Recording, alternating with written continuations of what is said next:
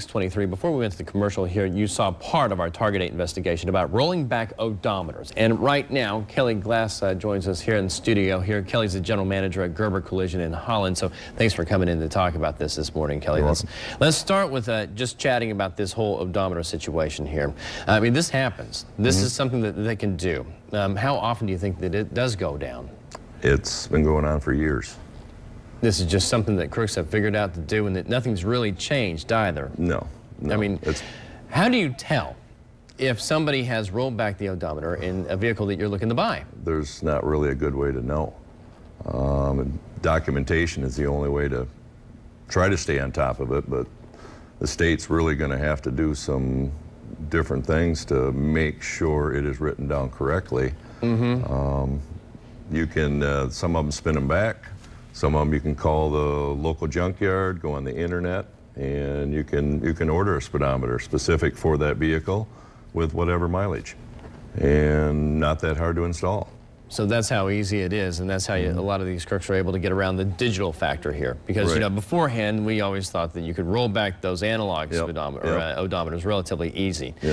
Then they came out with the digital ones, and everybody's thinking, well, this problem's solved now because they're not going to be able to do it. But all it just takes is just getting a new one, or going to a salvage yard and pulling one out and replacing it with fewer miles on it. Supposedly the technology is there now that you can actually reset the digital ones. Oh, wow. It is possible to do that. Okay, so obviously this is a problem that you ought to be aware of if you're going to be out looking to purchase a used car here.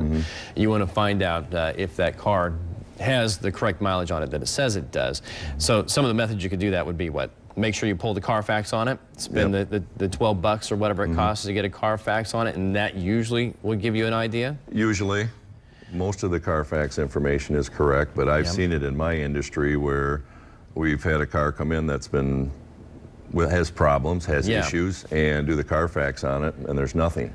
So it all depends what was sent to Carfax, whether everything's correct or not. Before you buy a car, any mechanic, for a price obviously, but they'll go through that car and make sure that it's mechanically sound. You can take it to any kind of mechanic in the area. And can they tell, though, if they're looking at a car that has, say, 330,000 miles on it and the odometer says 120,000 miles on it? Not by speedometer-wise, but hopefully by condition. The condition of the vehicle hopefully would tell them something, but you can clean them up and make them look pretty and not really know. It gets kind of tough to do that. Yeah, my gosh. It is.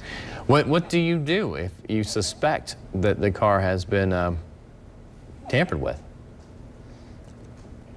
Yeah, probably get it checked out. A dealer, a collision center. Yeah, I don't know who you would go to. You'd have to contact the state. Get a hold of Marley. She'll figure out a way.